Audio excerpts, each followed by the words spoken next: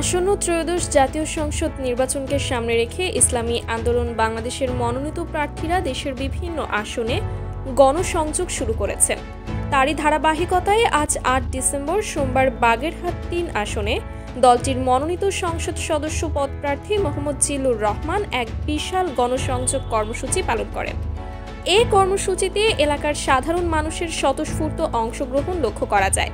তিনি চিলা ইউনিয়নের জয়মণি, বৈদ্যমারি, জোড়া ব্রিজ, চিলা বাজার, ফেলুর খণ্ডসহ ইউনিয়নের বিভিন্ন এলাকায় শত শত কর্মী সমর্থক ও সাধারণ ভোটারদের দ্বারে দ্বারে ঘুরে এ সময় উপস্থিত জনতার সাথে কুশল বিনিময় করেন এবং নির্বাচনী প্রচারপত্র বিলি করেন। সাধারণ মানুষের কাছে তিনি দলীয় প্রতীক হাত পাখায় ভোট চেয়েছেন।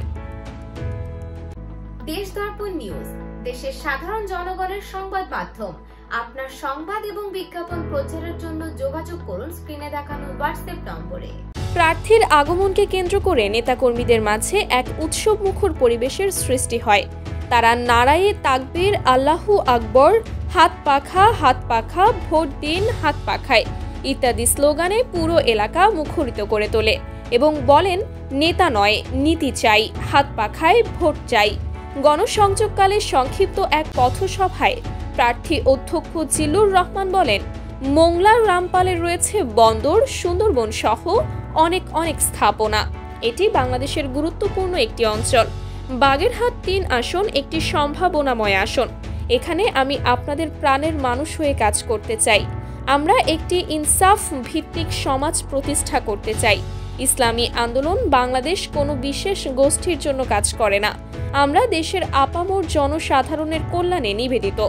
আপনারা আমার ওপর আস্থা রাখুন এবং একটিবার হাতপাখা প্রতীকে ভোট দিয়ে আমাদের ইসলামের সুমহান আদর্শ প্রতিষ্ঠার সুযোগ দিন। আগামী ১০ ডিসেম্বর মোংলাতে আমাদের ইসলামী আন্দোলনের আমির সৈয়দ রেজাউল করিম আসবেন। আপনারা সবাই তার গণসমাবেশে যোগ দিবেন।